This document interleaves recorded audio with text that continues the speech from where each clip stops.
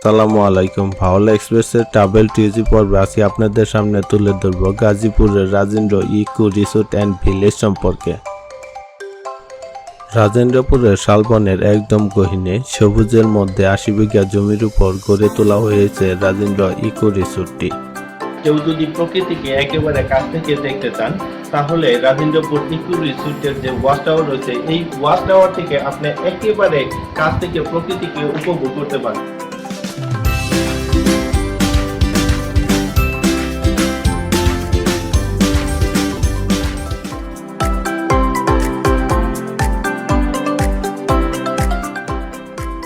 এটি হচ্ছে রাজেন্দ্র ইকো রিসোর্টের পার্কিং জোন ও ব্যতিক্রমধর্মী গেট।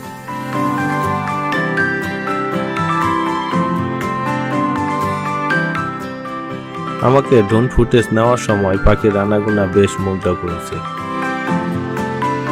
রিসোর্টটি দেখতে খুবই অসাধারণ। দূর আকাশ থেকে রিসোর্টটি সবুজের মধ্যে এক ফোঁটা শিশুর বিন্দুর মতো মনে হয়। তাই শহরের বেশ কাছে ঝোলবারান্দায় বসে চোখ জুড়ানো সবুজের স্বাদ নিতে চাইলে চলে আসতে পারেন রাজেন্দ্র ইকো রিসোর্টটিতে। এটি হলো রাজেন্দ্র ইকো রিসোর্টের রিসিপশন শাখা। 4 তলা এই বিল্ডিং এর উপরে কিছু কটেজ রুম আছে। এই বিল্ডিং এর ওয়াচ টাওয়ারটি অন্যান্য ওয়াচ টাওয়ার থেকে কিছুটা ব্যতিক্রম। ঢাকা থেকে গাজীপুরের অদূরে গাজীপুর সদর উপজেলার ভাওয়ালগড় ইউনিয়নে এই রাজেন্দ্র ইকো রিসোর্ট ভিলেজটি অবস্থিত। ইয়েস কোঅপারেটিভ নামে আমাদের মালিকদের একটা সংগঠন আছে, সমবায় সমিতি। ইয়েস কোঅপারেটিভ হচ্ছে ইয়েস গ্রুপের একটি সমবায় সমিতি। ইয়েস কোঅপারেটিভের মাধ্যমে রিসোর্টটি পরিচালিত হয়। এ পথ ধরে সামনের দিকে হাঁটতেই চোখে পড়ল কয়েকটি মাঠ হাউস বা মাটির তৈরি ঘর, যা ইট পাথরের তৈরি, কিন্তু চারপাশ মাটির প্রলেপ ও উপরে সন দিয়ে তৈরি এই ঘর।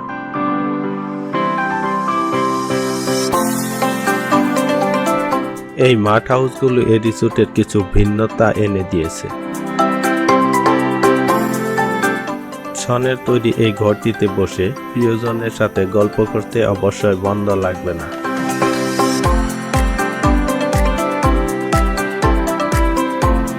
সবগুলো ভবনের মধ্যে কৃষ্ণচূড়া ভবনটি দ্বিতল বিশিষ্ট।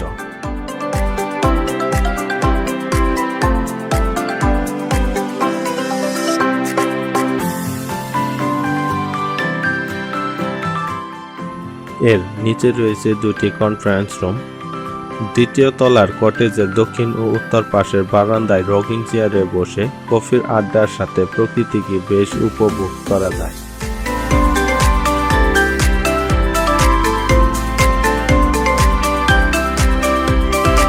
হাসনাহেনা, সন্ধ্যামালতি, কনকচাপা অন্যান্য আরও যত ভবন আছে সব ভবনগুলো প্রায় দেখতে একই রকম।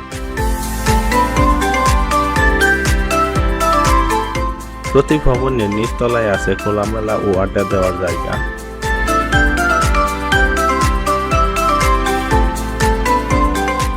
আর এসব কটেজের বেলকনি থেকে প্রকৃতিকে খুব কাছ থেকে মন ভরে দেখা যায়।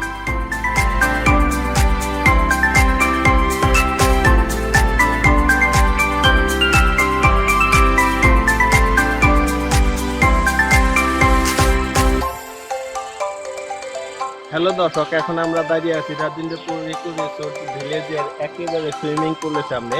এখানে সুইমিং পুলটা আপনারা দেখতে পাচ্ছেন কত সুন্দর। এখন আমরা আপনাদের এটা টোটাল ভিউটা দেখিয়ে দিব। রাজেন্দ্র ইকো রিসোর্টের সুইমিং পুলটি সুন্দর থাকা সত্ত্বেও আমার মনে তেমন দাগ লাগাতে পারেনি, কারণ আমার দেখা মতে সবচাইতে বড় ও সুন্দর সুইমিং পুল হলো ভাওয়াল রিসোর্ট অ্যান্ড স্পা সেন্টারে। ভাওয়াল রিসোর্টের সুইমিং পুলের ভিডিও আমার ডেসক্রিপশন বক্সের নিচে দেওয়া থাকবে, মন চাইলে দেখে নিতে পারেন। এখন আমরা দাঁড়িয়ে আছি কনকচাপার সাথে। এখানে সাধারণত রাতের বেলা আপনি জ্যোৎস্নাকে উপলব্ধি করতে পারবেন এবং ঝিঝি পোকার ডাক আপনাকে মোহিত করে তুলবে। আসেন আমরা একটু এটা আপনাদের দেখাই।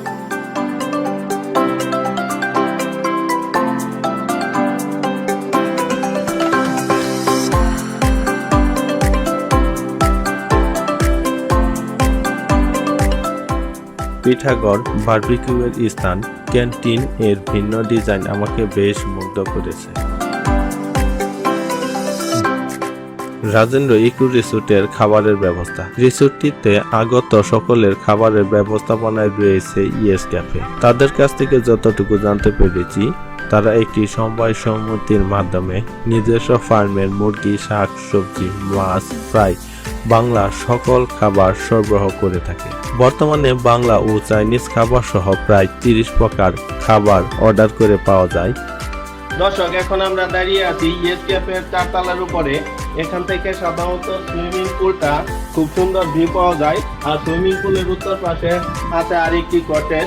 আর এইদিকে তাকালে দেখতে পাচ্ছেন যে প্রাকৃতিক সৌন্দর্য শাল গজারিতে ভরা, এবং আরো 2টা কটেজ 4 তলা, যেখানে বড় বড় ওয়াচ টাওয়ার আছে। আর সেই ওয়াচ টাওয়ার থেকে প্রাকৃতিক যে দৃশ্য একদম দৃষ্টি নয়নের উপভোগ করতে পারবে।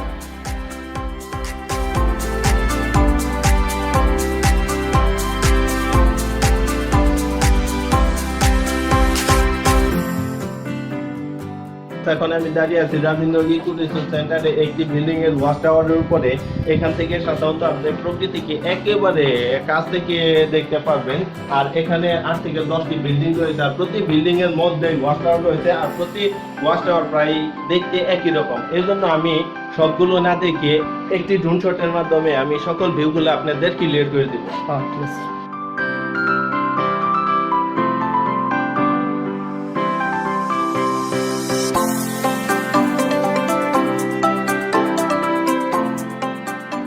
এই রিসোর্টের ভেতরে পাবেন লেকে মাছ ধরার ব্যবস্থা, সাইকেল চালানোর ব্যবস্থা, শাকসবজির বাগান, ডেইরি ফার্ম ও পোল্ট্রি ফার্ম। এছাড়াও আছে সুইমিং পুল, ম্যাসেজ পার্লার এবং ক্যাফেটেরিয়া।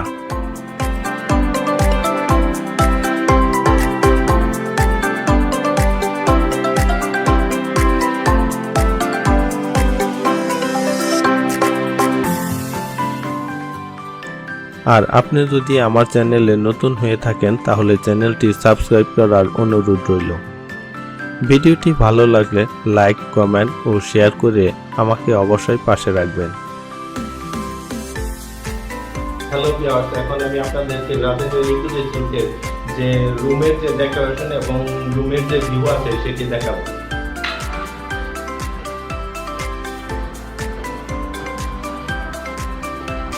আপনারা দেখতে পাচ্ছেন এই রুমটি অনেক খোলামেলা।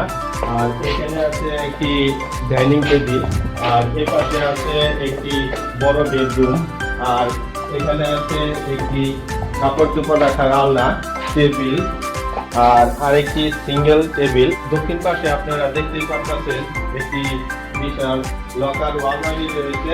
এটি হচ্ছে একটি সুবিশাল এবং অত্যাধুনিক টয়লেট। আমরা এটার ভিতরে আপনাদেরকে দেখিয়ে দিতেছি।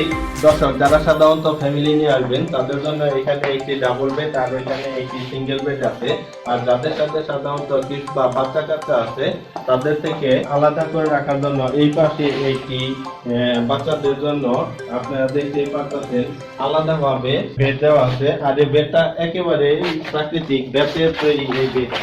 এই বেডটি হচ্ছে একেবারে বেতের তৈরি। আর এটা হচ্ছে একটি সিঙ্গেল বেড। এখানে বাচ্চা কাচ্চা অথবা সিঙ্গেল কেউ থাকলে থাকতে পারবেন। যে ফ্যামিলি মেম্বার নিয়ে যারা আসবেন তারা অথবা ফ্রেন্ড সার্কেল, বন্ধু বান্ধব নিয়ে আড্ডা দেওয়ার মতো সুবিশাল একটি ডেকোরেশন রয়েছে। তো এটি আমার কাছে খুবই অত্যাধুনিক মানের মনে হয়েছে, অবশ্যই আপনাদেরকেও আকৃষ্ট করবে। আর আপনাদেরকে বলি, এই রুমের সবচেয়ে আমার যে বিষয়টা ভালো লেগেছে সেটি হচ্ছে এই রুমের প্রতি সাইডে গ্লাস করা। এই গ্লাস থেকে আপনি তাকালে প্রকৃতিকে একেবারে এই কাছ থেকে দেখতে পারবেন। এদিকে তাকালে আপনি দেখতে পারবেন এই কটেজের যে অন্য বিল্ডিং এবং প্রাকৃতিক ভিউ। আর এর প্রত্যেক পাশে রয়েছে একেবারে বন্য অঞ্চল, প্রকৃতির মধ্যে হারিয়ে যেতে পারে। আর এই রুমের মধ্যে 2টি টয়লেট রয়েছে। এখানে হচ্ছে বাচ্চাদের জন্য একটি টয়লেট। এই পশ্চিম পাশের ব্যালকনির সবচেয়ে বৈশিষ্ট্য হচ্ছে এইখান থেকে প্রকৃতি কে আপনি একান্ত উপভোগ করতে পারবেন। শুনতে পাচ্ছেন ঝিঝি পোকা এই বন্যাঞ্চলের মধ্যে ডাকছে, শব্দ সত্যি আমাকে অনেক মুগ্ধ করেছে। আমি মোহাম্মদ সাগর হোসেন খান পাঠান, আমি ম্যানেজার অ্যাডমিনের accounts Rajendra eco resort and village, Bhabanipur, Gazipur. Day long guest যদি আসে সেক্ষেত্রে আপনার 2 জনের জন্য একটা রুম, এরপর হচ্ছে আপনার সকালের নাস্তা, দুপুরের লাঞ্চ আর হচ্ছে বিকালের নাস্তা সহ একটা প্যাকেজ আছে আমাদের। এটা হচ্ছে আপনার জনপ্রতি 2,500 টাকা করে। আর হচ্ছে 2,500 টাকা। আর নাইট স্টে প্যাকেজ আছে যেটা হচ্ছে আপনার 3 বেলা খাবার সহ, ব্রেকফাস্ট, লাঞ্চ, ডিনার, আর হচ্ছে আপনার 2 জনের জন্য একটা রুম। এইভাবে আমরা পার পারসন 5,000 টাকা করে প্যাকেজ, রেগুলার প্যাকেজ আমাদের। তবে আপনার গ্রীষ্মকালে আমরা 10% থেকে 20% পর্যন্ত একটা ডিসকাউন্ট দেওয়া হয়। পিকনিকের জন্য ফুড এবং ভেন্যু সহ আমাদের একটা প্যাকেজ আছে, সেটা 1,500 টাকা থেকে আপনার 2,500 টাকা পর্যন্ত। আর যদি কেউ ভেন্যু নিতে চায় সেক্ষেত্রে আমরা পার্সন অনুযায়ী আমরা ভেন্যুটা ভাড়া দিয়ে থাকি। যেমন 100 থেকে 200 জন লোকের জন্য পিকনিকের ভেন্যু চার্জ ধরা হয় আমাদের এখানে 1 লাখ টাকা। আমার ভাগ্য ভালো থাকার কারণে রিসোর্টের ওয়াচ টাওয়ার থেকে রিমঝিম বৃষ্টির শব্দ সাথে সবুজ প্রকৃতি সত্যিই আমার কাছে অসাধারণ লেগেছে।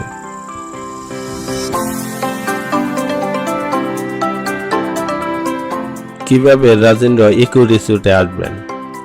ঢাকা থেকে গাজীপুর চৌরাস্তা পার হয়ে সোজা চলে আসবেন ভবানীপুর বাজার। সাফারি পার্কের গেট ঠিক তার বিপরীত পাশে অর্থাৎ পূর্ব দিকে প্রায় 4 কিলোমিটার পার হলেই পেয়ে যাবেন রাজেন্দ্র ইকো রিসোর্টটি। ভ্রমণটি বর্ষাকালে হয়। ময়মনসিংহ হাইওয়ের মাঝখানে চোখে পড়ল রং বেরঙের ফুলের বাহার।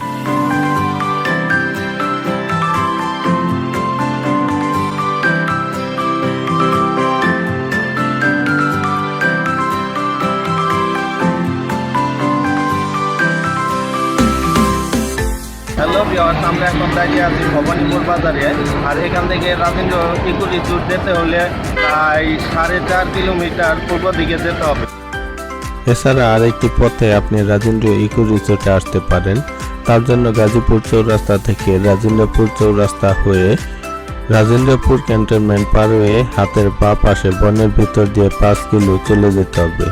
আর 5 কিলো সামনে গেলেই চোখে পড়বে ঘিন্টিক রিসোর্ট। ঘিন্টিক রিসোর্ট থেকে বাঁ পাশের পথ ধরে চলে যেতে হবে 2 কিলোমিটার, তাহলেই চোখে পড়বে রাজেন্দ্র ইকো রিসোর্টটি। আর এই পথ ধরে সামনে গেলে চোখে পড়বে দুপাশে বিশাল শালবন। আর এই শালবন দেখে আপনার মনে ভয় জেগে যেতে পারে, কিন্তু ভয়ের কিছু নেই, কারণ এই শালবন অতিক্রম করে চোখে পড়বে রিসোর্টটি।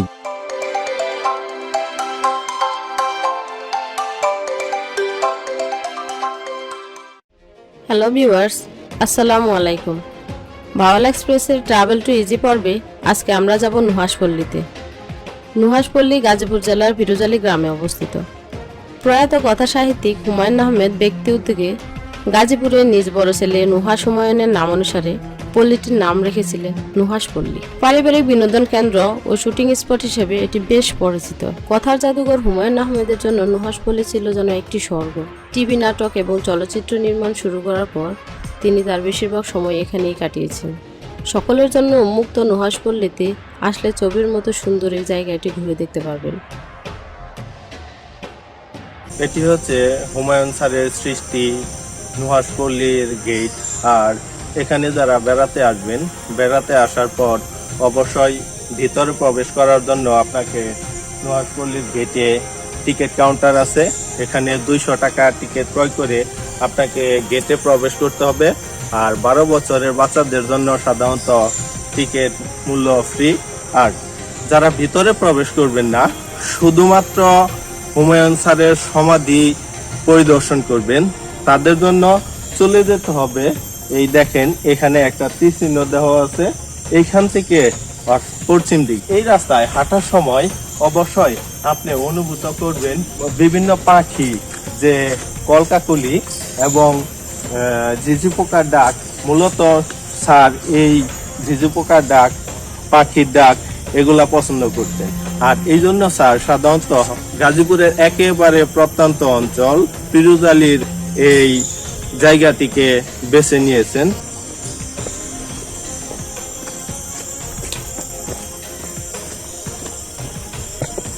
এখন এই পথে স্যারের সমাধিস্থল যাইতেছি। আর আপনি এই দিকটা একটু তাকায় দেখেন, বিশাল বন জঙ্গল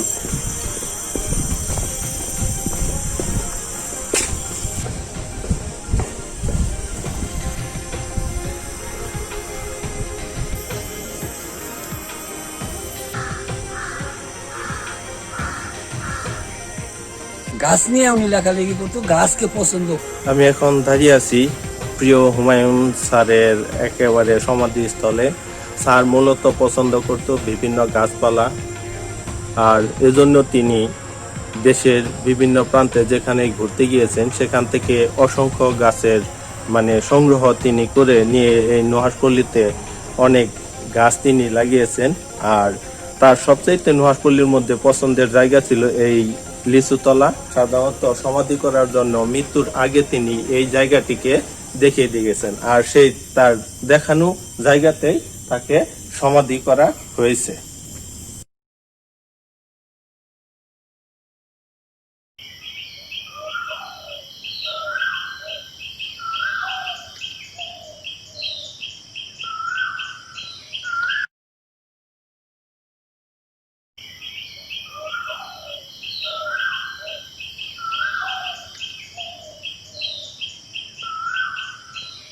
হুমায়ুন আহমেদের বিশেষ একটা সৃষ্টি। এই নুহাশপল্লী দিয়েই প্রিয়জালিটা আসলে পরিচিত হয়ে গেছে। ঠিক আছে, এইখানে আসার পর এক কথায় মনোমুগ্ধকর। এই সবুজ এর মাঝখানে এরকম একটা ছোট্ট কুঠির, এই পাশে হচ্ছে হুমায়ুন আহমেদের কবর, উনি শুয়ে আছে এখানে। আসলে দেখার মতো একটা জায়গা, আপনারা আসতে পারেন এখানে। এবার আসি টিকিটের বিষয়ে। নুহাশপল্লীতে প্রবেশের জন্য জনপ্রতি এন্ট্রি ফি 200 টাকা। এছাড়া 10 বছরের নিচে শিশুদের জন্য কোনো এন্ট্রি ফি দিতে হবে না। বছরের 2 দিন অর্থাৎ হুমায়ুন আহমেদের জন্মদিন 13ই নভেম্বর ও তার মৃত্যুদিন 19শে জুলাই সকল ব্যক্তিদের জন্য নুহাশপল্লী উন্মুক্ত থাকে, অর্থাৎ সেদিন কোনো এন্ট্রি ফি দিতে হবে না। 1987 সালে 22 বিঘা জমির উপর স্থাপিত নুহাশপল্লীর বর্তমান আয়তন প্রায় 40 বিঘা। অভিনেতা ডাক্তার এজাজ এখানকার জমিটি কিনতে সহায়তা করেন। হুমায়ুন আহমেদ এবং তার প্রথম স্ত্রী গুলতেকিন আহমেদের একমাত্র পুত্র নুহাশের নামে নুহাশপল্লীর নামকরণ করা হয়েছে।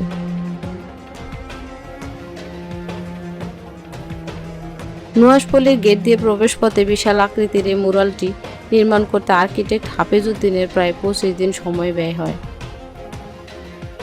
হুমায়ুন আহমেদের হোয়াইট হাউসে ডিজাইন করেছেন তার খুব কাছের বন্ধু আর্কিটেক্ট ইঞ্জিনিয়ার M.A. করিম। নুহাশপল্লীর গেট দিয়ে ঢুকলেই হাতের ডানে প্রথমে সবার নজরে আসবে সাদা রঙের খুব সুন্দর মাহাচেলের এই ভাস্কর্যটি। এখানে আছে হুমায়ুন আহমেদের তৈরি খুব সুন্দর নীল টাইলস দ্বারা নির্মিত 2টি সুইমিং পুল, যার একটি বড়দের জন্য হৃদয় আকৃতির পুল এবং অন্যটি পরবর্তীতে ছোটদের জন্য নির্মাণ করা হয়েছে।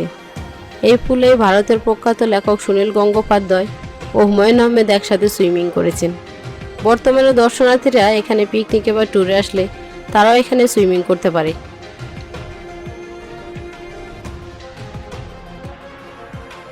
হুমায়ুন আহমেদের রুমের সামনে কদম গাছের নিচে যেখানে বসে তিনি চা খেতেন, সেই গোল টেবিলের সামনে স্থাপন করা হয়েছে হুমায়ুন আহমেদ ও মেহেরাপ্র শাওনের প্রথম কন্যা সন্তান লীলাবতীর সেই কাল্পনিক ভাস্কর্যটি দেখলে মনে হবে লীলাবতী একটি বেঞ্চে বসে উপর হয়ে শুয়ে বই পড়ছে, আর পাশের গোল টেবিলে বসে বিকালে চা খাচ্ছে তার বাবা মা।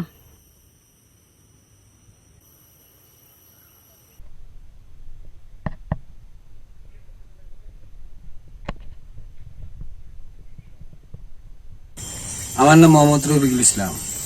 ওনাকে আমি আনছি এখানে আনছি, জমি কিনে দিচ্ছি। ওনার সাথে চাকরি 14 বছর চাকরি করছি ওনার স্পটে। উনি খুব ভালো লোক ছিল। উনি গাছগাছালি বেশি পছন্দ করতো আর লেখালেখি পছন্দ করতো। একটু সামনেই চোখে পড়লো বিশাল আকৃতির দাবাঘর। প্রতিটি চাল আপনাকে দিতে হবে দাঁড়িয়ে ও হেঁটে হেঁটে। আমার কাছে ব্যতিক্রম মনে হয়েছে তার এই সৃষ্টিকে। দাবাঘর থেকে একটু সামনে এগুলেই নজরে পড়বে মাঠের মাঝখানে লিচু গাছের উপরে বিখ্যাত সেই ট্রি হাউসটি। এই ট্রি হাউসটি অনেক নাটক ও সিনেমায় আমরা দেখেছি। গান এবং প্রকৃতির সান্নিধ্যে থাকতে ভালোবাসতেন হুমায়ুন আহমেদ। জীবদ্দশায় সর্বশেষ নুহাশপল্লীতে আসার পর তিনি নুহাশপল্লীতে হেঁটে বেরিয়েছিলেন এবং একান্ত কিছু মুহূর্ত প্রকৃতির কাছে থেকে অতিবাহিত করেছিলেন।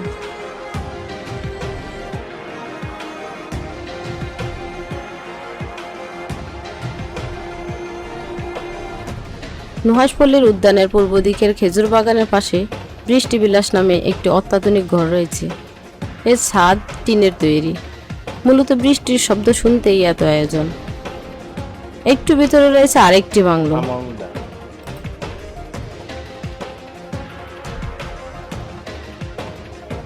হুমায়ুন আহমেদ ভালোবাসতেন বৃষ্টি এবং পূর্ণিমার রাত।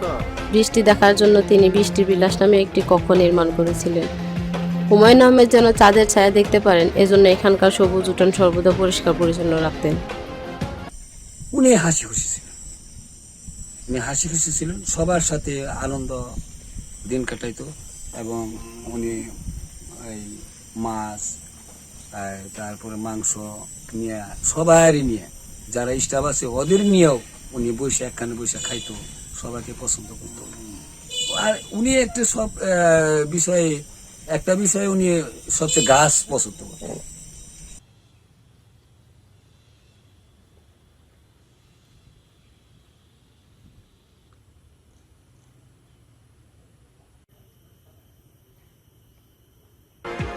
নুহাশপল্লীতে আছে লেখক হুমায়ুন আহমেদের নিজ হাতে লাগানো বাংলাদেশের সবচেয়ে বৃহৎ ঔষধি গাছের বাগান, যেখানে আছে প্রায় 300 থেকে 350 প্রজাতির ঔষধি গাছ। উইস্টের ঠিক পিছনে রয়েছে কেয়া গাছ, আর এই কেয়া গাছের পিছনেই দেখা যাবে বিশাল আকৃতির সেই ব্যাঙের ছাতা।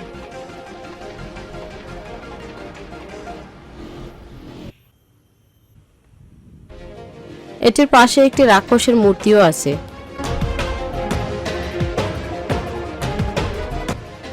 এখানে আছে কৃত্রিম পাহাড় ও পাহাড়ের মাঝে সৃষ্ট ঝর্ণা, আর সেই পাহাড়ের একদম চূড়ায় নির্মাণ করা হয়েছে কষাবর্গিক আকৃতির চীন দেশের দূর্ত। কৃত্রিম পাহাড় থেকে বয়ে আসা ঝর্ণার পানি দ্বারা তৈরি হয় মৎস্যকন্যা দিঘি, যে দিঘিতে অপরূপ রূপবতী এক মৎস্যকন্যা মনের আপন গতিতে 2 হাত দিয়ে তুলছে ফুটে থাকা সেই লাল শাপলা। এছাড়া আছে কনক্রিট দিয়ে তৈরি ডাইনোসরের মূর্তি।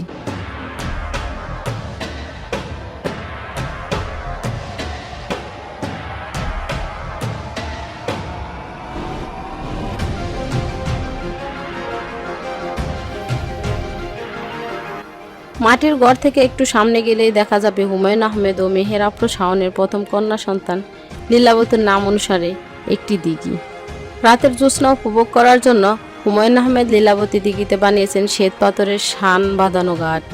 দিঘি লীলাবতীর মাঝখানে তৈরি করা হয়েছে অপূর্ব একটি ছোট্ট দ্বীপ, যার নামকরণ হয়েছে লীলাবতী দ্বীপ। দ্বীপটিতে যেতে হলে আছে একটি সরু কাঠের সাঁকো। উনি নুহার যখন ছোট ছিল তখন ওনাকে নুহাশ্রী নিয়ে আসতো, আর নুহাসকে ইংলিশে কথাবার্তা বলতো, ইংলিশ শিখাইতো এবং সাহিত্যিক উনি জিনিসটা বুঝাইতো। এবং উনি কি পাইলে নাটক এবং ছবি লেখালেখি করে সেটা ওনা ইংলিশে বুঝাইতো। হুমায়ুন আহমেদ যুক্তরাষ্ট্রে চিকিৎসাধীন থাকার সময় এই পুকুরের পাশে বুধবিলাস নামে একটি ভবন নির্মাণ করা হয়। জীবদ্দশার সর্বশেষ নুহাশপল্লীতে আসার পর হুমায়ুন আহমেদ বুধবিলাসের উদ্বোধন করেছিলেন। তিনি মনে করতেন মধ্যরাতে বুধবিলাসের বারান্দায় বসে থাকলে ভূতের দেখা পাওয়া যাবে। এবার আসি খাওয়ার বিষয় সম্পর্কে। নুহাশপল্লীর ভিতরে খাবারের ভালো ব্যবস্থা নেই, সাথে করে খাবার নিয়ে যাওয়াটাই ভালো। ভিতরে ব্যক্তি উদ্যোগে 1 মেনুর খাবার, ভাত, মুরগি, ভর্তা, সবজি পাওয়া যায় 120 থেকে 150 টাকায়। এটা সাধারণত পিকনিকের ক্ষেত্রে হয়ে থাকে। তাছাড়া ফেরার সময় উতাপাড়া বাস স্ট্যান্ড এসে কুমিল্লা হোটেল, নিরালা রেস্তোরাঁ ও অন্যান্য খাবার হোটেলে আপনি চাইলে খেয়ে নিতে পারেন। নুহাশপল্লীতে কিভাবে যাবেন? পুরান ঢাকা থেকে যাবার জন্য গুলিস্তান থেকে প্রভাতী বনশ্রী বর্মীগামী বাসে উঠতে হবে। মহাখালী থেকে ময়মনসিংহ নেত্রকোনাগামী যে কোনো বাসেই আসা যায়, তবে ময়মনসিংহের বাস ও প্রভাতী বনশ্রী পরিবহনের বাসগুলো গাজীপুর চৌরাস্তায় এসে অনেকক্ষণ দেরি করে। তাই গাজীপুরগামী যে কোনো বাসে চৌরাস্তায় এসে সেখান থেকে তাকওয়া পরিবহনে হুতাপাড়া বাস স্ট্যান্ড নেমে ব্যাটারি চালিত অটোরিকশা রিজার্ভ করে চলে আসতে পারেন। তাছাড়া কমলাপুর এয়ারপোর্ট থেকে উত্তর ও পশ্চিমবঙ্গের ট্রেনে গাজীপুর নেমে চৌরাস্তা হতে একই প্রক্রিয়ায় চলে আসতে পারেন নুহাশপল্লীতে। এক্ষেত্রে আপনার সময় ও টাকা দুটোই সেভ হবে। নুহাশপল্লী থেকে ঢাকায় কিভাবে ফিরবেন? এক্ষেত্রে গাজীপুর হতে 1 ঘন্টা পর পর ঢাকাগামী ট্রেনে চলে আসতে পারবেন। এতে আপনি তীব্র জ্যামের হাত থেকে রক্ষা পাবেন। আশেপাশের দর্শনীয় স্থান: নুহাশপল্লীর খুব কাছে বঙ্গবন্ধু সাফারি পার্ক, ঢাকা থেকে একদিনে নুহাশপল্লী ঘুরে আসার পরিকল্পনা থাকলে এর সাথে পরিকল্পনা করতে পারেন বঙ্গবন্ধু সাফারি পার্ক ঘুরে আসারও।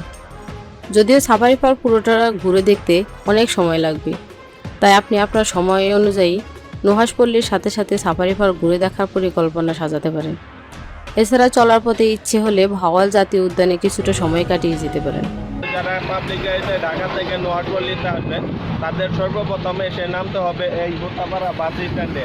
আর এই হোতাপাড়া থেকে বাস স্ট্যান্ডে নোয়াখালীতে যাওয়ার একমাত্র উপায় হলো এখানে লেগুনা থাকে আর অটো রিক্সা থাকে। আপনি এই লেগুনাতে করে যেতে হলে প্রথমে আপনাকে নামতে হবে লেঙ্গা মার্কেট, আর অটো রিজার্ভ করে আপনি সরাসরি 50 থেকে 60 টাকায় চলে যেতে পারেন নোয়াখালীতে। এই হলো সড়কঘাট বাজার। এখান থেকে আপনাকে সোজা রাস্তায় যেতে হবে। সামনের ল্যাংড়া মার্কেট হতে হাতের ডান দিকে অর্থাৎ উত্তর দিকে 13 কিলোমিটার যেতে হবে আপনাকে। নুহাশপল্লীতে মূলত থাকার কোনো ব্যবস্থা নেই। ঢাকা থেকে সকালে গিয়ে বিকেলে ফিরে আসা যায়। ঢাকার বাইরে থেকে আসলে গাজীপুর চৌরাস্তায় এসে যে কোনো হোটেলে থাকতে পারেন। এখানে বিশ্রাম নেওয়ার জন্য বৃষ্টি বিলাস নামে বাংলো রয়েছে এবং দিনের বাগে সময় কাটানোর জন্য রয়েছে বুধ বিলাস নামে বাংলো। রয়েছে ভাড়া 3000 থেকে 5000, অথবা গাজীপুরের Bhawal resort, Rajendra eco resort, green tech রিসোর্টেও থাকতে পারেন। প্রতি রিসোর্টে খরচ কেমন হবে সেসব ভিডিও আমার ডেসক্রিপশনে দেওয়া থাকলো, আপনারা চাইলে দেখে নিতে পারেন। ভাওয়াল এক্সপ্রেসের ট্রাভেল টু ইজি পর্বে ঢাকার খুব কাছে প্রাকৃতিক পরিবেশে সবুজে ঘেরা পাখির কলকাকলিতে মুখরিত অসাধারণ স্থাপত্যশৈলী আদর্শ গ্রাম জিন্দা পার্কে কিভাবে 350 টাকায় ঘুরে আসা যায়। পরিবার, বন্ধুবান্ধব, প্রিয়জন নিয়ে নাগরিক জীবনের ব্যস্ততা ও কোলাহল থেকে পিকনিক ও ডে আউট করতে চাইলে বেশ অপশন হতে পারে জিন্দা পার্কটি। প্রকৃতির সৌন্দর্যে সাজানো গোছানো পাখির ডাকে মুখরিত এই জিন্দা পার্কটি। এই পার্কের অবস্থান ঢাকা থেকে 37 কিলোমিটার দূরে নারায়ণগঞ্জ জেলার দাউদপুর ইউনিয়নে। জিন্দা পার্কে যাওয়ার উপায়: ব্যক্তিগত গাড়ি অথবা পাবলিক গাড়িতে আপনি জিন্দা পার্কে যেতে পারেন। তবে পাবলিক গাড়িতে জিন্দা পার্কে যেতে চাইলে প্রথমে আপনার কুড়িল বিশ্ব রুটের 300 ফিট পূর্বাচল হয়ে চলাচলকারী বিআরটিসি বাসে 25 টাকার টিকিট কেটে 30 মিনিট ভ্রমণ শেষে নেমে পড়তে হবে কাঞ্চন ব্রিজে। কাঞ্চন ব্রিজ থেকে লেগুনা অটো, সিএনজি, জিন্দা পার্ক বাইপাস যেতে আপনাকে গুনতে হবে জনপ্রতি 20 থেকে 30 টাকা। বাইপাস নেমে ডিরেকশন অনুযায়ী হেঁটেই চলে আসতে পারেন জিন্দা পার্কের মেইন গেটে। তবে রিক্সা ও ব্যাটারি চালিত অটো রিজার্ভ নিয়ে গেলে জিন্দা পার্কের গেট পর্যন্ত ভাড়া পড়বে 80 থেকে 100 টাকা। এছাড়াও গাজীপুরের টঙ্গীর স্টেশন রুট ও চৌরাস্তার বাইপাস মোড় থেকে মিরের বাজার হয়ে বাইপাস সড়কে চলে আসা যায় জিন্দা পার্কে। ফেরার সময় অটো বা রিক্সা করে কাঞ্চন ব্রিজে চলে আসতে হবে। এরপর পেয়ে যাবেন কুড়িল বিশ্ব রুটের বিআরটিসি গাড়ি।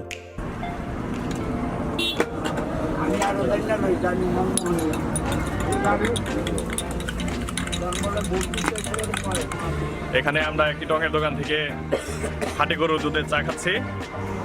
আমাদের টুরমেট যারা আছে তারা সবাই একসাথেই এখানে চা পান করতেছি।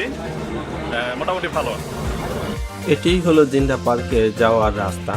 এখানে আমরা নেমে মোড়ের পাশে চাচা মিয়ার দোকান থেকে চা বিস্কুট খেয়ে নিলাম। এখান থেকে কিছু দূর সামনে গেলেই পেয়ে যাবেন গাছের সাথী সমৃদ্ধ জিন্দা পার্কের রাস্তা। এই পার্কে রয়েছে একটি কমিউনিটি স্কুল, একটি ক্লিনিক, নান্দনিক স্থাপত্যশৈলী, একটি সুবিশাল লাইব্রেরি, মসজিদ, মন্দির, ঈদগাহ, কবরস্থান, রেস্তোরাঁ ও 250 প্রজাতির প্রায় 10,000-এরও বেশি গাছপালা ও 5টি বিশাল লেক। জিন্দা পার্কের টিকিট ফি: প্রাপ্তবয়স্ক নারী পুরুষ 100 টাকা, 5 বছরের কম বয়সী বাচ্চাদের জন্য 50 টাকা, আর খাবার নিয়ে প্রবেশের জন্য অতিরিক্ত জনপ্রতি 25 টাকা প্রদান করতে হবে। দর্শনার্থীদের জন্য এই পার্কটি সপ্তাহে 7 দিনই খোলা থাকে। যাবতীয় খেলাধুলা সরঞ্জাম, বাদ্যবাজনা নিয়ে এই পার্কে প্রবেশ নিষেধ। যাদের জন্য এই পার্কে প্রবেশের নিষেধাজ্ঞা রয়েছে: স্কুল কলেজের ইউনিফর্ম পরিহিত ছাত্রছাত্রী, ইমম্যাচিউরড, পরকীয় যুগল, অশালীন পোশাক পরিহিত ব্যক্তি। টিকিট কেটে গেটে প্রবেশ করার আগে চোখে পড়ল দৃষ্টিনন্দন ক্যাকটাস জাতীয় ও ট্রি হাউস। ঢাকা থেকে অল্প দূরত্বে দিনে গিয়ে দিনে ফিরে আসা যায় এরকম খোলামেলা গোছানো সবুজ নিরাপদ হওয়ার কারণে বর্তমান পার্কটি বেশ জনপ্রিয়। পার্কের ভিতর প্রবেশ করলেই প্রথমে চোখে পড়ল সবুজ ঘাসে মোড়ানো মাঠ।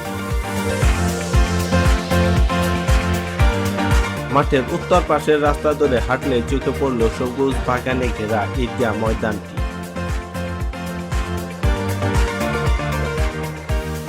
বন্ধুরা, আজকে আমরা জিন্দা পার্কে আসছি। জিন্দা পার্কে একটা প্রাকৃতিক পরিবেশ, মনোরম পরিবেশ, একদম গ্রাম্য পরিবেশের মধ্যে আমরা দেখব বিভিন্ন কিছু।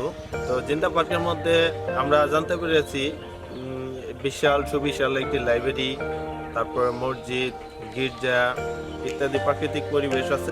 ইতিমধ্যে আমরা এই জিন্দা পার্কে প্রবেশ করেছি। আর ঈদগাহ মাঠের পশ্চিম পাশে রয়েছে চোখ ধাঁধানো মনোমুগ্ধকর জিন্দা পার্কের মসজিদ।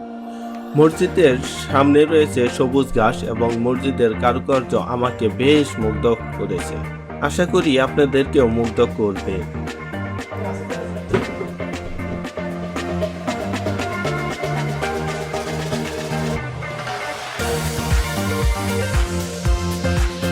আরেকটি লক্ষণীয় বিষয় হলো এই পার্কের মসজিদ এবং মন্দিরের অবস্থান খুবই পাশাপাশি। জিন্দা পার্কের আয়তন প্রায় 100 বিঘা। 80-র দশকের শুরুর দিকে মাত্র 60 টাকা পুঁজি নিয়ে স্কুল পড়ুয়া 5 জন কিশোর অগ্রপ্রতীক পল্লী সমিতি নামে একটি সংগঠন শুরু করেছিল। তাদের স্বপ্ন ও অক্লান্ত শ্রমের ফসল এই জিন্দা পার্ক। পহেলা বৈশাখ হলো এই প্রতিষ্ঠানটির প্রতিষ্ঠাবার্ষিকী। জিন্দা পার্কের ভিতর যে নান্দনিক স্কুল রয়েছে তা নিজ চোখে না দেখলে বিশ্বাস করতাম না। তবে স্কুলের সামনে সবুজের গালিচায় মোড়ানো মাঠ সবারই চোখে পড়ার মতো।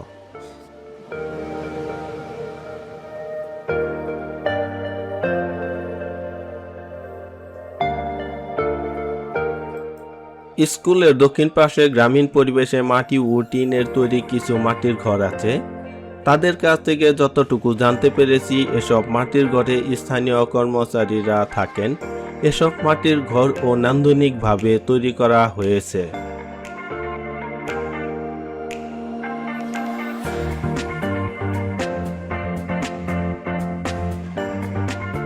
এর পরের যাত্রা হলো আমাদের মহুয়া রেস্টুরেন্টে, কারণ সকালে নাস্তা না করার কারণে পেটে বারবার মিস কল বাজতেছিল। তাই রেস্টুরেন্টে সকালের নাস্তার অর্ডার করে দিলাম।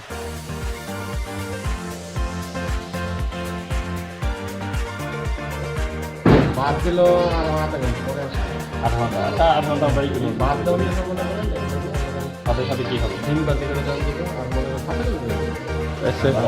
ঠিক আছে, হবে। আর কি জানি খিচুড়ি সম্ভব না। খিচুড়ি এগুলো আমরা অর্ডার দিলে দেবো। কত লাগবে? কয়জন আমরা 5-6 জন আছি। বেশি হলেই করে।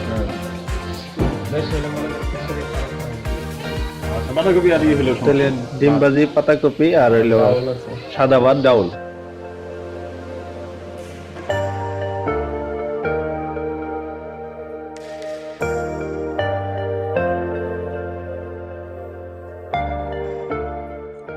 জিন্দা পার্কের যে 5টি লেক রয়েছে, এটি হলো তার মধ্যে সবচাইতে বড় লেক। প্রায় সবটি লেকের মাঝখানে দ্বীপ তৈরি করে বসার জন্য ঘর তৈরি করা হয়েছে, যেখান থেকে আপনি প্রকৃতিকে বেশ উপভোগ করতে পারবেন। যারা এসব লেকে ঘুরে বেড়াতে চান তারা 200 টাকায় 30 মিনিট ভোটে ঘুরে বেড়াতে পারেন।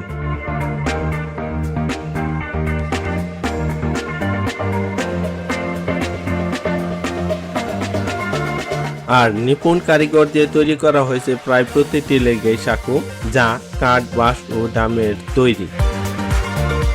অপরদিকে প্রতিটি মাঠ বসার জায়গা ঝোপঝাড় হতে শুনতে পারবেন অসংখ্য পাখির কোলাহল।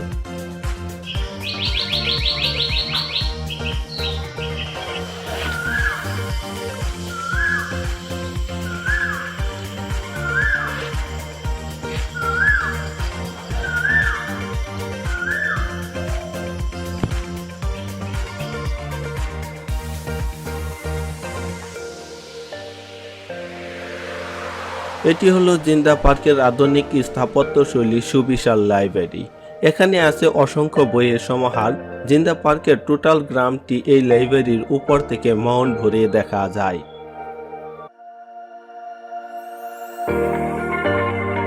বর্তমানে যে কোনো পার্কে নোংরামি অশ্লীলতায় ভরপুর, কিন্তু জিন্দা পার্ক তার ঠিক বিপরীত চিত্র।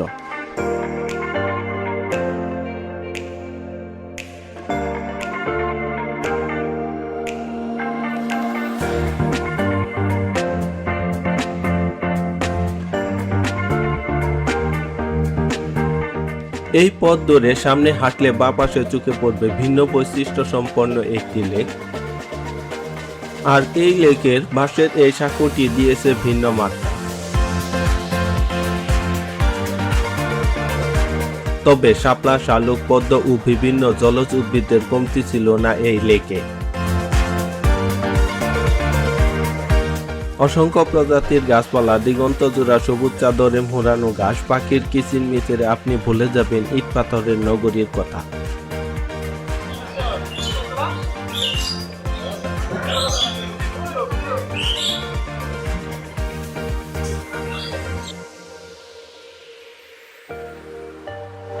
এরপর আমরা চলে আসলাম উত্তর পাশের সীমানা ঘেঁষে ঝোপঝাড় ও বনের মধ্যে। এখানে বসেও আড্ডা দেওয়ার ব্যবস্থা আছে।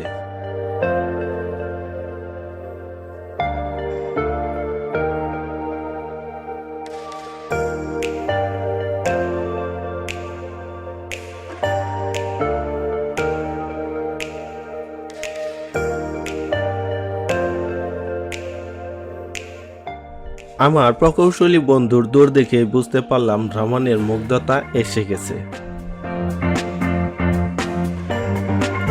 দৃষ্টিনন্দন বৃক্ষরাজ, গাছের উপরে করে ঘর, লেখক ও মনীষীদের বাণী, রাজা হাঁসের দুরন্ত কন্যা সত্যি ভোলার মতো নয়।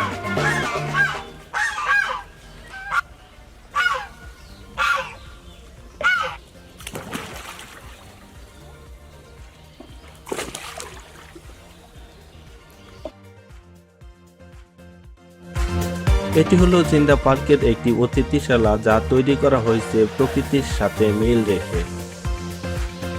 খাওয়া দাওয়ার ব্যবস্থা, খাওয়ার জন্য পার্কের ভিতরে মানসম্পন্ন অত্যাধুনিক স্থাপত্য শৈলী মহুয়া রেস্তোরাঁ রয়েছে। এখানে বিভিন্ন রকমের দেশীয় খাবার পাওয়া যায়, যাদের প্যাকেজ মূল্য 220 থেকে 670 টাকা। পিকনিকের জন্যও এখানে খাবারের অর্ডার করা যায়, তবে নির্ধারিত দিনের অন্তত একদিন পূর্বে খাবারের অর্ডার নিশ্চিত করতে হবে। রেস্টুরেন্টে অবস্থান করতেছি। এখানে আমরা সকালে ব্রেকফাস্ট করব। সাদা ভাতের সাথে আমরা বিভিন্ন ধরনের দেশীয় ভাজি এই রেস্টুরেন্টে আমরা পাবো। ইতিমধ্যে আমাদের অর্ডার হয়ে গেছে, আমাদের খাবার গরম গরম খাবার পরিবেশন হবে। আমরা এই পর্যন্ত অনুমতি আর কি বলবো, ভালো। আমার ভিডিওর মধ্যে মহুয়া রেস্টুরেন্টের মেনু ও মূল্য দেওয়া আছে, খেয়াল করে দেখে নিতে পারেন। এছাড়া জিন্দা পার্ক থেকে বের হয়ে ঠিক সামনের রাস্তায় অবস্থিত নাহার হোটেল অ্যান্ড রেস্টুরেন্টে খাওয়া দাওয়া সেরে নিতে পারেন। এখানে জনপ্রতি 150 থেকে 200 টাকায় বেশ ভালো মানের লাঞ্চ করতে পারবেন।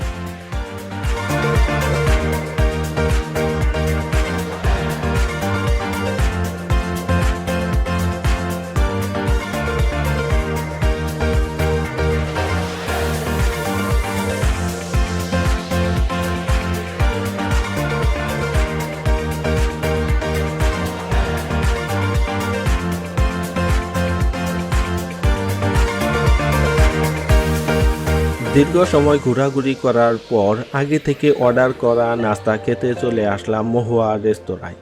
সকালের নাস্তায় আমরা সাদা ভাত, বাঁধাকপি, ডিম ভাজি ও ডাল দিয়ে সেরে নিলাম। খাবারের রেটিং ছিল 10-এর মধ্যে 9।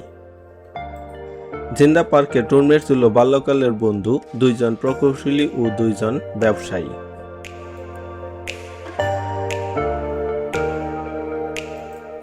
একদিকে সবুজের হাতছানি, পাখির ডাক, লেকের শাপলা, পদ্ম, রাজাহাঁস, ছায়াঘেরা গাছপালা যেমন আপনার মনকে প্রশান্তি দিবে, অপরদিকে সম্পূর্ণ ও নিরাপদ এই পার্কটি।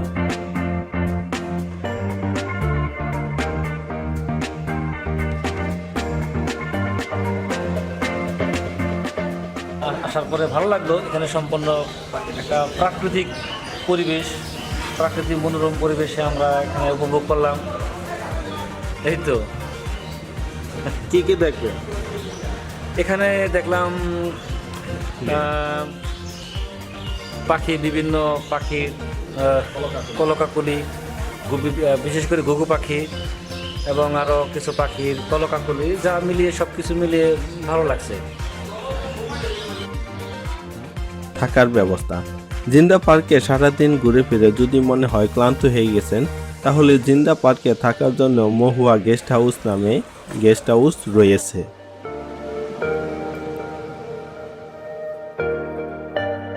জিন্দা পার্কে পিকনিক করতে চাইলে 3 থেকে 4 দিন। ভাওয়াল এক্সপ্রেসের ট্রাভেল টু ইজি পর্বে বন্ধুরা, আজ আমি আপনাদের সামনে তুলে ধরব অপরূপ সৌন্দর্য সবুজ শালবনে ঘেরা কোলাহলবিহীন ভাওয়াল রিসোর্ট অ্যান্ড স্পা সম্পর্কে। আভিজাত্য, নান্দনিকতা, ব্যতিক্রম ধর্মীয় উপস্থাপনায় প্রাকৃতিক সৌন্দর্য ও সবুজের শালগজাইতে গড়ায় ভাওয়াল রিসোর্টটি। প্রিয়জন, পরিবার, বন্ধুবান্ধব নিয়ে শহরের যান্ত্রিকতা ও কর্মব্যস্ততার ক্লান্তি দূর করতে ঘুরে আসতে পারেন এই ভাওয়াল রিসোর্টটিতে। ভাওয়াল রিসোর্টে যাওয়ার সময় ময়মনসিংহ হাইওয়ে রোডের মাস্টারবাড়ি বাজার পার হলেই দুপাশে চোখে পড়বে ভাওয়াল গলের সেই অপরূপ দৃশ্য, যা আপনার মনকে আকৃষ্ট করবে। হ্যালো ডিয়ার ফ্রেন্ড, এখন আমরা অবস্থান করতেছি রাজিন্দ্রপুর চৌরাস্তায়। এখান থেকে ভাওয়াল রিসোর্ট যেতে হলে কোথাপাড়া, ভবানীপুর পার হয়ে মেম্বারবাড়ি বাস স্ট্যান্ড থেকে আরও 3 কিলোমিটার দিকে যেতে হবে।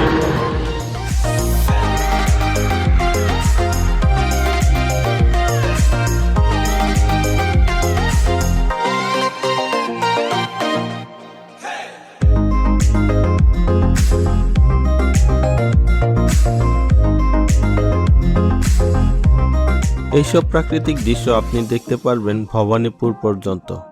চলুন আমরা এই প্রাকৃতিক দৃশ্যের কিছু ড্রোন ফুটেজ দেখে আসি।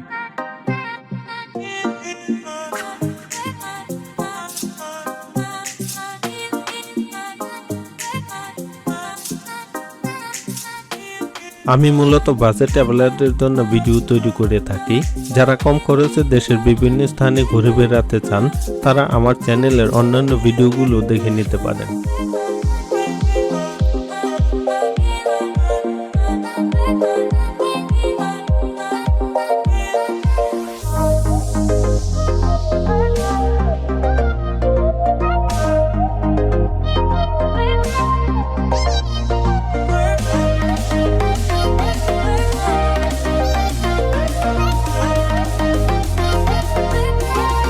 মেম্বারবাড়ি বাস স্ট্যান্ড যাওয়ার আগে হাতের বাম পাশে দেখতে পারবেন ভাওয়াল রিসোর্টের সাইনবোর্ড।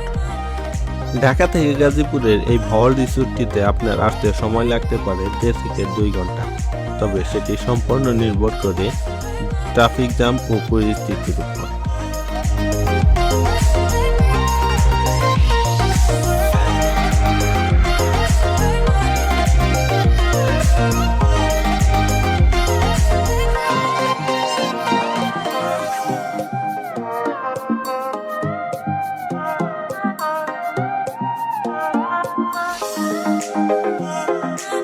চলতে চলতে এবার আমরা ভাওয়াল রিসোর্টের মূল ফটকে চলে আসলাম।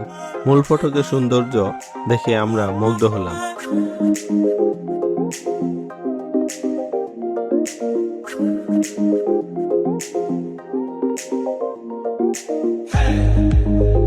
এখানে সিকিউরিটির সাথে আনুষ্ঠানিকতা শেষে আমরা ভিতরে প্রবেশ করলাম।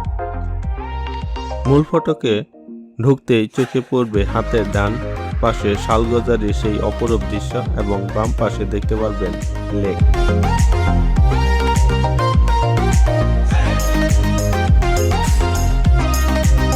এছাড়া কিছু দূর সামনে এগুতে আপনি দেখতে পাবেন পার্কিং এবং লবির স্থান।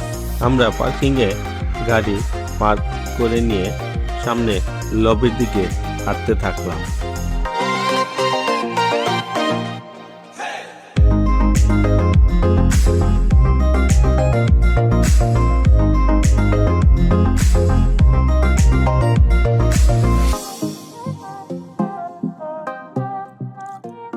অভ্যর্থনা কক্ষের দিকে সামনে এগুতে চোখে পড়ল এক প্রকার ইলেকট্রিক গাড়ি, যা চেক ইন, চেক আউট ও রেস্টুরেন্টে যাতায়াতের জন্য ব্যবহার করা হয়। অভ্যর্থনা কক্ষের ডেকোরেশনটা আসলেই খুবই মনোমুগ্ধকর এবং এখানকার ওয়েলকাম ড্রিঙ্কসটা ছিল অতুলনীয়। এছাড়াও অভ্যর্থনা কক্ষের কর্মকর্তাদের ব্যবহারও ছিল অসাধারণ।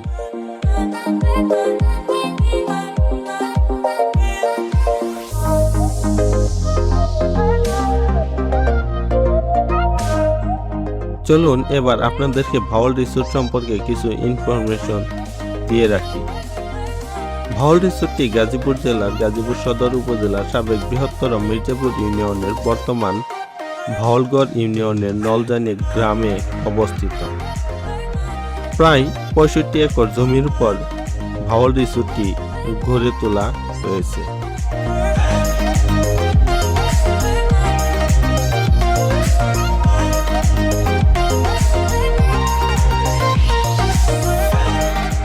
ভাওয়াল রিসোর্টের 5টি জোনে রয়েছে 61টি cottage, swimming pool, spa centre, restaurant, gymnasium.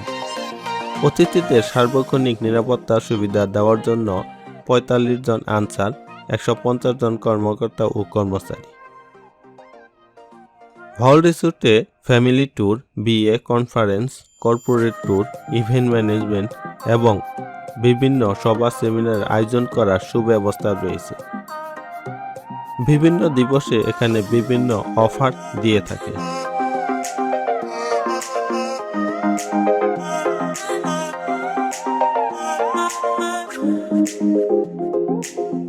Bhawal রিসোর্টটিতে 3 ধরনের কটেজ রয়েছে। 1 1 bedroom villa, 2 1 bedroom sweet, 3 2 bedroom sweet,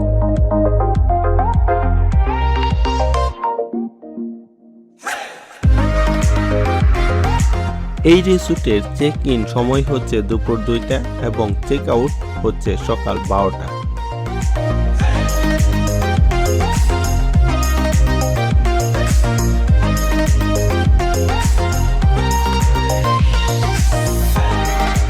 এখন তুলে ধরব সুইমিং পুলের কথা। আমার দেখা মতে এটাই হচ্ছে বাংলাদেশের সবচেয়ে বড় এবং বেস্ট সুইমিং পুল, কারণ খোলা আকাশের নিচে নীলাভ স্বচ্ছ জল এবং সবুজ প্রকৃতির মাঝে, যা সত্যিকার অর্থে আমাকে বেশ মুগ্ধ করেছে। আশা করি এটা সবাই উপভোগ করবেন।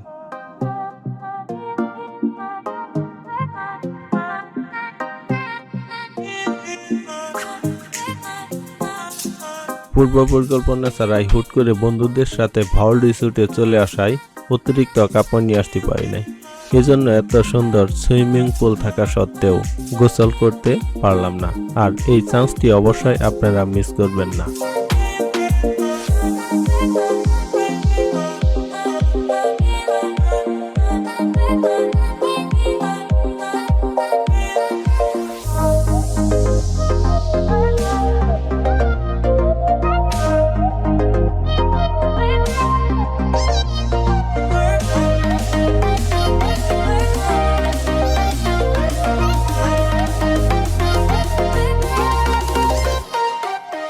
এই রিসোর্টের চারপাশে রয়েছে সবুজ শালবনে ঘেরা, তবে সেই মনোরম দৃশ্য দেখতে হলে আপনাকে বাহিরে যেতে হবে।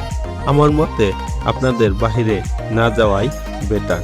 চলুন এবার সবুজ প্রকৃতির শালবনের কিছু অংশ দেখে আসি।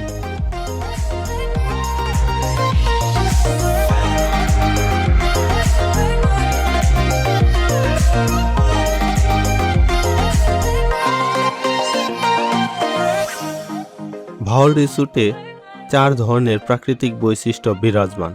সকাল ও বিকালে পাখির কলতান, দুপুর ও রাতের নিস্তব্ধতা, অন্ধকার হলেই ঝিঝি পোকার ডাক সত্যি আপনাকে মুগ্ধ করবে।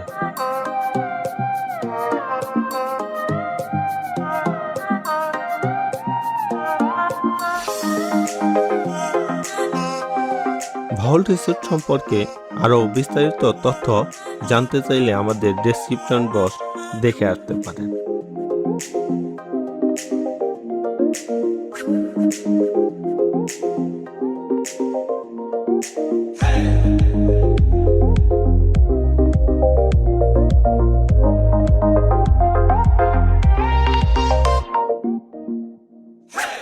এই রিসোর্টের রেস্টুরেন্ট। এখানকার খাবারের মান অনেক ভালো, সেই সাথে দামটাও অনেক বেশি।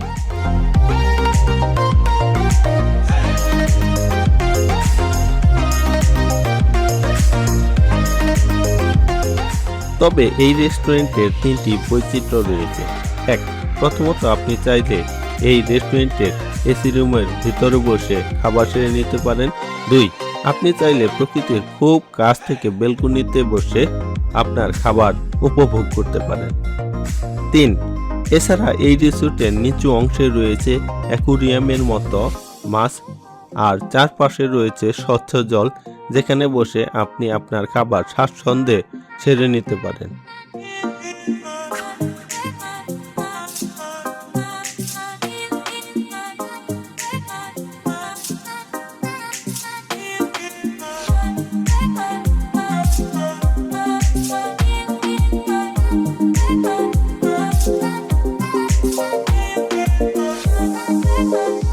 এটা হলো ভাওয়াল রিসোর্টের ব্যাংকুয়েট হল।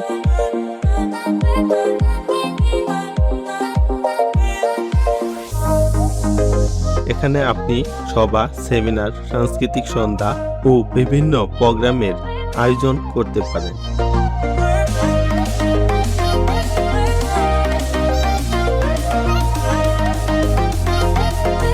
এছাড়াও এখানে রয়েছে বিভিন্ন বিশাল মাঠ, যেখানে বিভিন্ন প্রোগ্রামের আয়োজন করা হয়ে থাকে।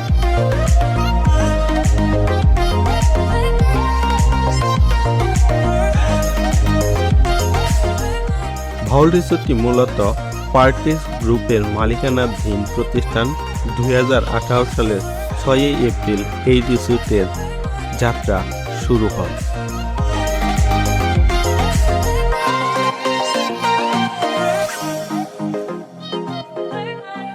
ভাওয়াল রিসোর্টের সৌন্দর্যের কথা বলে শেষ করা যাবে না। এখানে রয়েছে একটি মিনি চিড়িয়াখানা।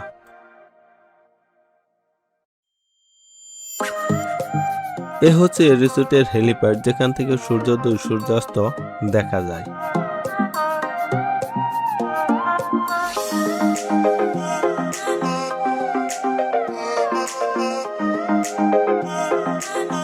বন্ধুরা, জুন 5-এ আপনারা দেখতে পারবেন ভাওয়াল রিসোর্টের স্পা সেন্টার ও জিমনেশিয়াম। ভাওয়াল রিসোর্টের স্পা সেন্টারটি বেশ জনপ্রিয়। সারাদিন ঘোরাঘুরি করে ক্লান্ত শরীরে একটু ঢু মারতে পারেন স্পা সেন্টারে।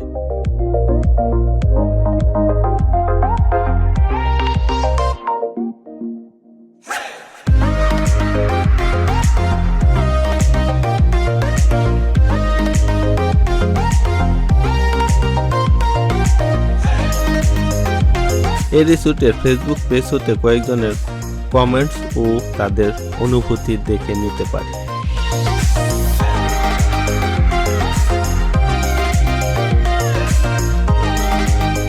যেভাবে আপনি ভাওয়াল রিসোর্টে আসবেন, ঢাকা থেকে আসার জন্য ঢাকা ময়মনসিংহ হাইওয়ে রোডের গাজীপুর চৌরাস্তা পার হয়ে রাজেন্দ্রপুর চৌরাস্তা হয়ে পোতাপাড়া ভবানীপুর মেম্বরবাড়ি বাস স্ট্যান্ড থেকে ডান দিকে 3 কিলোমিটার এগুলেই ভাওয়াল রিসোর্টে চলে আসতে পারবেন। ভাওয়াল এক্সপ্রেস চ্যানেলটি আপনাদের ভালোবাসা ও দোয়া নিয়ে সামনে এগিয়ে যেতে চাই। এই জন্য আপনাদের একটি লাইক, কমেন্ট, শেয়ার, সাবস্ক্রাইব ও মতামত আমাকে নতুন নতুন ভিডিও তৈরি করতে অনুপ্রেরণা যোগাবে। ধন্যবাদ সবাইকে। আল্লাহ হাফেজ। বন্ধুরা, আজকে আমরা যাচ্ছি বাংলাদেশের সাগরকন্যা খ্যাত কুয়াকাটা দেখতে, যেখানে সূর্যোদয় ও সূর্যাস্ত দুটোই দেখতে পাওয়া যায়। পটুয়াখালী জেলার কলাপাড়া উপজেলায় অবস্থিত। 18 কিলোমিটার দৈর্ঘ্যের বাংলাদেশের অন্যতম নৈসর্গিক সমুদ্র সৈকত এটি। এই ভিডিওতে আমরা জানাবো কিভাবে আপনি কুয়াকাটা যাবেন, কোথায় থাকবেন, কোথায় খাবেন, কোথায় ঘুরবেন, কিভাবে হোন্ডা ভাড়া নেবেন, কিভাবে আপনি বাসে কুয়াকাটা যাবেন। কুয়াকাটা বাসে যাতায়াতের জন্য ঢাকার কল্যাণপুর টেকনিক্যাল মোড়, গাবতলী ও নবীনগর থেকে সাকুরা পরিবহন, ইগল পরিবহন, পিআরটিসি ও সুরভি পরিবহন প্রতিদিন রাত 10টা হতে 11টা20-এর মধ্যে ছেড়ে যায়। আর এসব বাসের ভাড়া পড়বে নন এসি 650 টাকা, আর বাস পৌঁছায় সকাল 9টায়। প্রতিদিন ঢাকার উদ্দেশ্যে আবার বাস ছেড়ে আসে রাত 7টায় আর ভোরে পৌঁছায় ভোর 5টায়।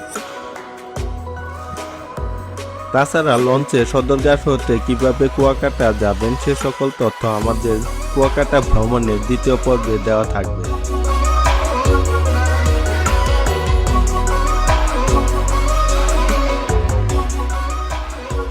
আমাদের ভ্রমণ যাত্রা শুরু হয় গাজীপুর থেকে। রাত 10টায় আমরা নবীনগর পৌঁছাই। যেহেতু আমাদের গাড়ি ছিল রাত 11:20-এ, তাই কিছু সময় আমাদের হাতে ছিল। আর সে সময়ে আমরা সেনা শপিং কমপ্লেক্সের কাশফুল হোটেলে রাতের খাবার খেয়ে নিই।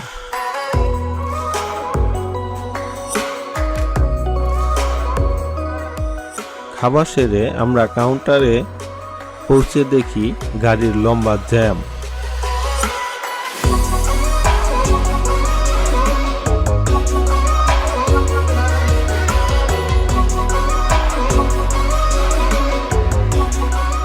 আমাদের গাড়ি 11:30-এ কাউন্টারে পৌঁছায় এবং আমরা আমাদের সাকুরা পরিবহনের নন এসি গাড়িতে উঠে আমাদের নির্ধারিত আসনে বসে পড়ি।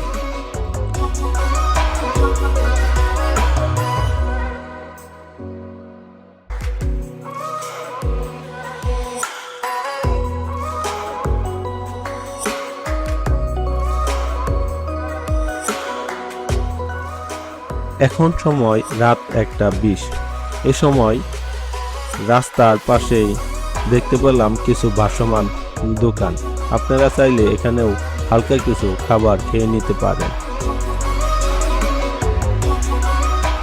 লম্বা জামের পর আমরা রাত 3টায় ফেরিতে অবস্থান করি। যারা রাতের খাবার খেয়ে নেননি তারা চাইলে এই ফেরির হোটেলে 150 থেকে 200 টাকার মধ্যে রাতের খাবার ছেড়ে নিতে পারেন।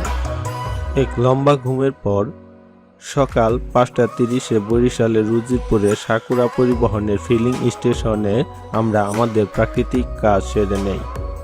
বাসে যাতায়াতের একটা খারাপ দিক হলো কক্সবাজার বা সিলেট ভ্রমণের মতো বাসের কোনো যাত্রা বিরতি ও ভালো মানের হোটেল বা রেস্টুরেন্ট নেই।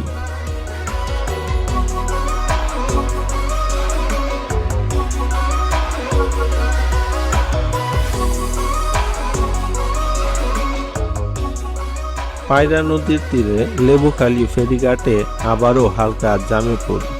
2013 সালের 19 মার্চ প্রধানমন্ত্রী পায়রা সেতুর ভিত্তি স্থাপন করেন।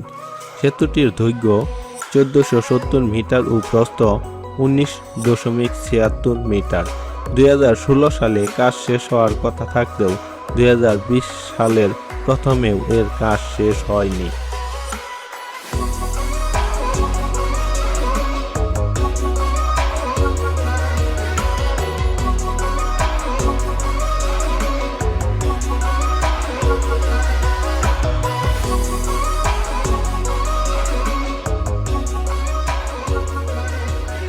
রাস্তার চারপাশের মাঠঘাট, নদী নালা, সেতু, গাছপালার সৌন্দর্য আপনাকে সত্যিই বিমোহিত করবে।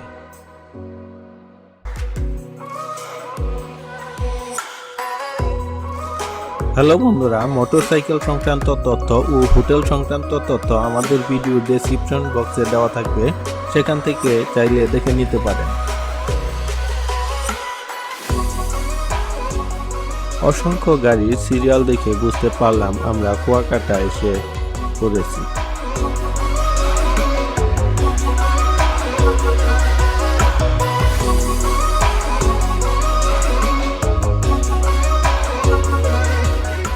গাড়ি থেকে নেমে এবার হোটেল খোঁজার পালা।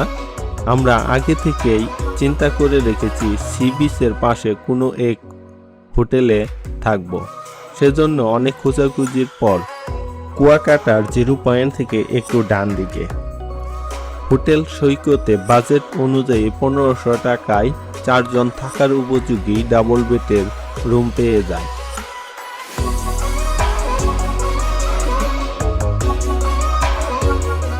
তবে অফ সিজনে এসব রুমের ভাড়া থাকে 800 থেকে 1000 টাকার মতো।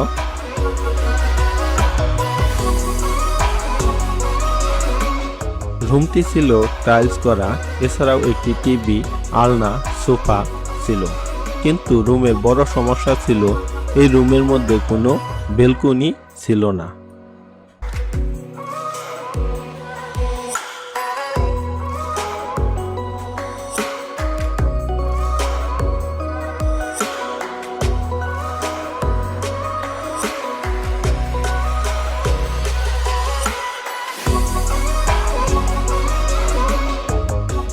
এটি হচ্ছে হোটেলের ছাদের সামনের অংশ, যেখান থেকে সমুদ্র দেখা যায়।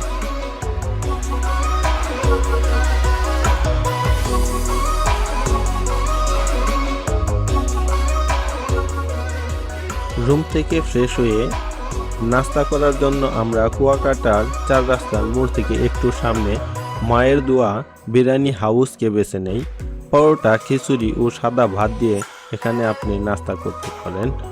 খরচ হবে 40 থেকে 50 টাকা। আর দুপুরে খাবার জন্য কোন হোটেল বা রেস্টুরেন্টে খাবেন তা আমাদের কুয়াকাটা ভ্রমণের দ্বিতীয় পর্বে জানতে পারবেন। নাস্তা সেরে আপনি দুপুর পর্যন্ত বাকি সময়টুকু সমুদ্রে গোসল করে কাটাই দিতে পারেন। দুপুর 3টা পর্যন্ত রুমে রেস্ট নিয়ে কুয়াকাটা 0 পয়েন্ট থেকে আমরা মোটরসাইকেল 2 দিনের জন্য ভাড়া নিয়ে নিলাম। আর মোটরসাইকেলের ভাড়া পড়বে 5 থেকে 700 টাকা। তবে মোটরসাইকেল ভাড়া নেওয়ার ক্ষেত্রে অবশ্যই আপনি দরদাম করে নেবেন, কারণ নতুন ট্যুরিস্ট দেখলে এরা 2 দিন আর অনেক স্পটের কথা বলে 1000 থেকে 1200 টাকা হাতিয়ে নেয়। মোটরসাইকেল চালকের সাথে আগেই বলে রাখবেন, প্রথম দিন ঘুরে বেড়াবেন কুয়াকাটার পশ্চিম সৈকতের সুটকি পল্লী, লেবুর বন, ছোট ঝাউবন, 3 নদীর মোহনা। 3 নদীর মোহনা অথবা লেবুর বনে সূর্য অস্ত দেখে ওই দিন ফিরে আসবেন। আর দ্বিতীয় দিন ঘুরে চলে যাবেন হলো গঙ্গামতী চর, সূর্য উদয় ও সূর্য অস্ত দেখার জন্য। এর পাশাপাশি গঙ্গামতী লেক, অতিথি পাখির ঝাঁক, লাল কাঁকড়ার চর, ঝাউবন, বৌদ্ধ মন্দির, রাখাইনপল্লী ও 200 বছরের পুরাতন নৌকা দেখে ফিরে আসবেন।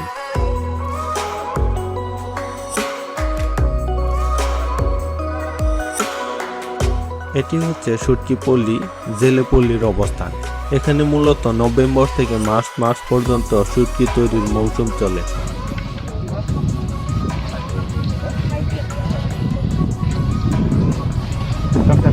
সংসার চালানো হয়েছে এই যে আমরা বুলবুল গেল না, বুলবুলের 4 লক্ষ মাছ, 4 লক্ষ টাকার মাছ নষ্ট হয়ে গেছে আমাদের, অনেক ক্ষতি।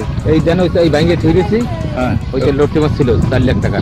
আচ্ছা, কিছু পাইনি, সব লয়ে গেছে, সব লয়ে গেছে, কিছু পাইনি। 4 লাখ টাকা 4 টাকার মাল হয়নি।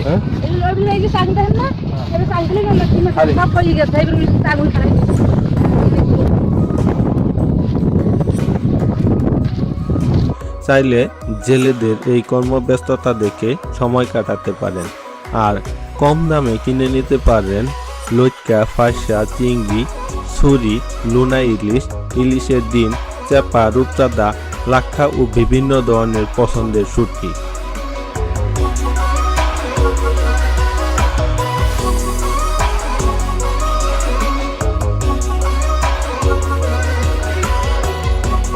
কুয়াকাটা নামের পেছনে রয়েছে আরেক ইতিহাস। আরাকানদের এদেশে আগমনের সাথে এই ইতিহাস জড়িত। কুয়া শব্দটি এসেছে কূপ থেকে। ধারণা করা হয় 18 শতকে মুঘল শাসকদের দ্বারা বার্মা থেকে বিতাড়িত হয়ে আরাকানরা এই অঞ্চলে এসে বসবাস শুরু করে। তখন এখানে সুপেয় জলের অভাব পূরণ করতে তারা প্রচুর কুয়ো বা কূপ খনন করেছিল। সেই থেকে এই অঞ্চলের নাম হয়ে যায় কুয়াকাটা।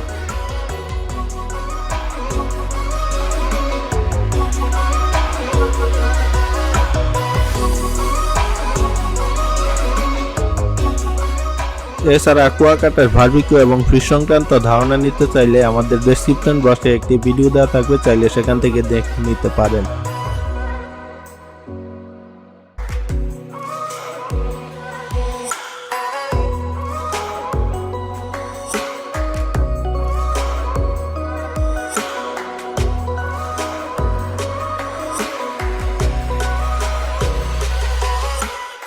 এখন আমরা সুটকি পল্লী দেখে চলে যাচ্ছি লেবুর বনের দিকে।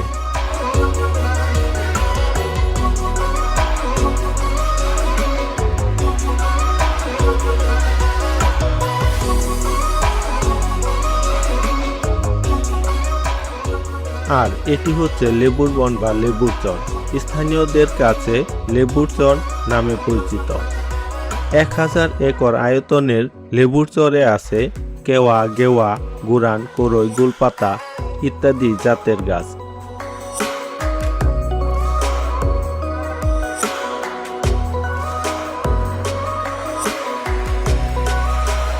এখানকার নীল আকাশ, দক্ষিণা বাতাস আপনার মনকে শীতল করে তুলবে। আর এখানে কিছু দোকানপাট আছে যেখানে আপনি চাইলে সামুদ্রিক মাছ ও চা পান করতে পারবেন।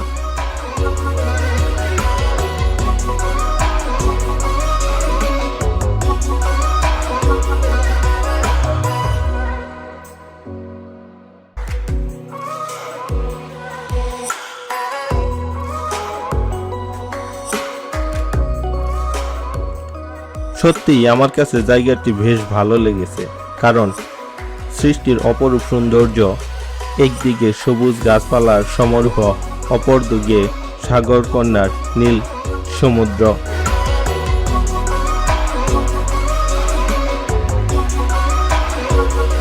লেবুর বন দেখা শেষ করে এখন আমরা চলে যাচ্ছি সমুদ্রের তীর ঘেঁষে ঝাউবনের দিকে।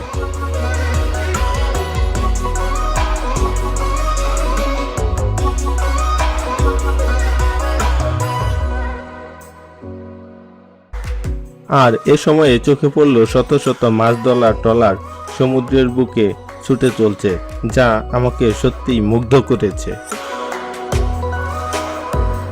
লেবুর বন থেকে সামনে গেলে ডান দিকে একটি ঝাউবন দেখতে পাবেন। এটি মূলত পশ্চিম বিচের ঝাউবন।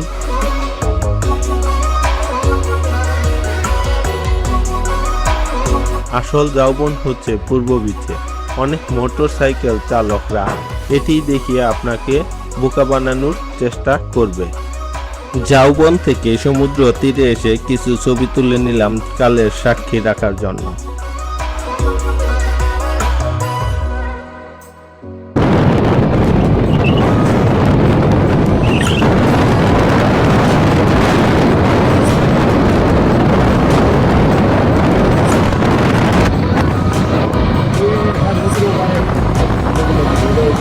এরপর আমরা রওনা হলাম 3 নদীর মোহনা দেখতে।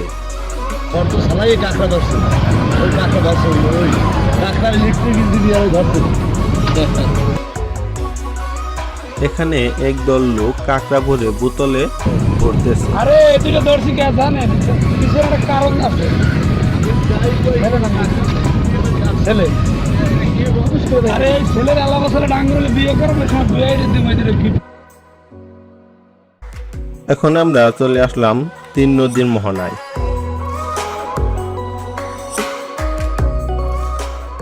আগুনমুখু, পায়রা ও আন্দার মানিক এ 3 নদীর মিলিত স্থান হয়ে 3 নদীর মোহনা সৃষ্টি হয়েছে।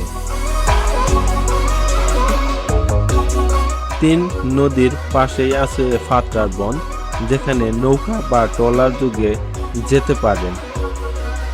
ফাতরার বনটি সমুদ্র সৈকতের পশ্চিম দিকে সংলগ্নিত ম্যানগ্রোভ বন, যা দ্বিতীয় সুন্দরবন হিসেবে পরিচিতি লাভ করেছে। 3 নদীর মোহনা থেকে উত্তর দিকে তাকালে দেখতে পারবেন সুন্দরবনের পূর্ব দিকের অংশ। আপনি চাইলে এখানে সূর্য অস্ত দেখে আসতে পারেন, অথবা ফেরার পথে লেবুর চরে এসে সূর্য অস্ত দেখতে পারেন। এই ফাঁকে 3 নদীর মোহনায় কিছু ফটো তুলে নিলাম।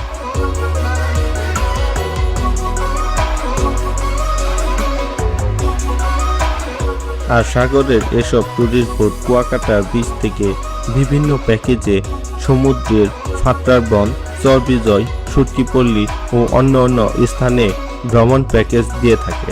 আপনারা চাইলে সেখান থেকেও ভ্রমণ করতে পারেন।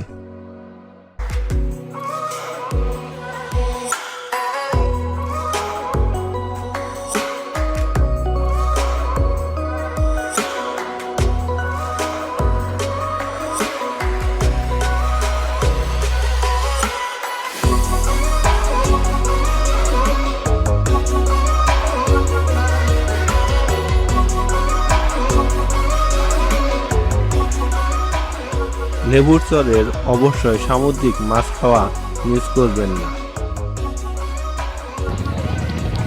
কত নেব এটা, কত গ্রাম হইব?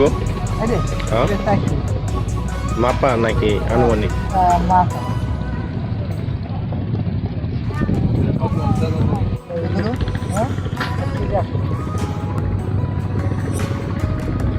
এটি হচ্ছে একটি জ্যান্ত চিংড়ি, কিছুক্ষণ আগে মাত্র সাগর থেকে ধরা হয়েছে।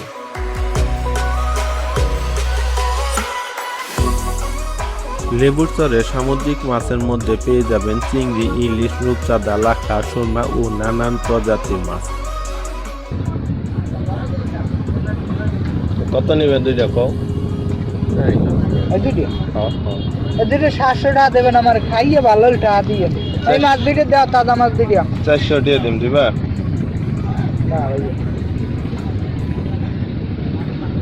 আন সবাই এদিকে আন, মাছ কাঁকড়া খাইলে দেখতে হইবে। বারবিকিউ করবা?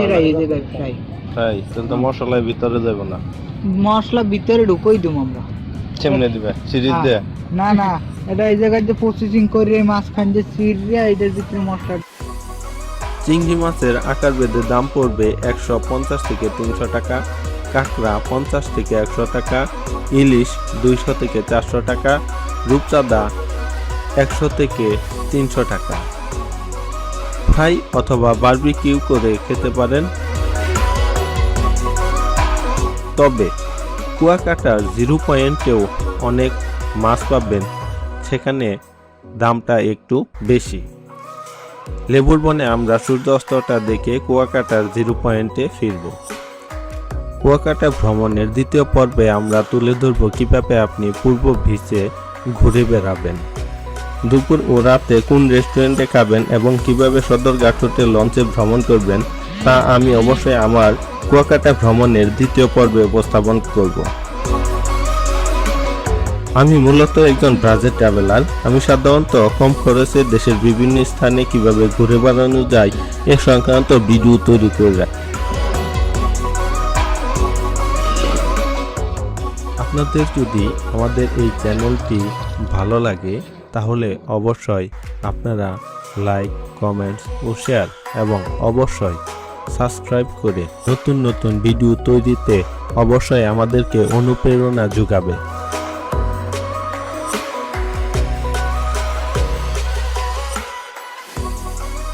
খরচ সংক্রান্ত তথ্য আমার স্ক্রিনে দেওয়া থাকলো।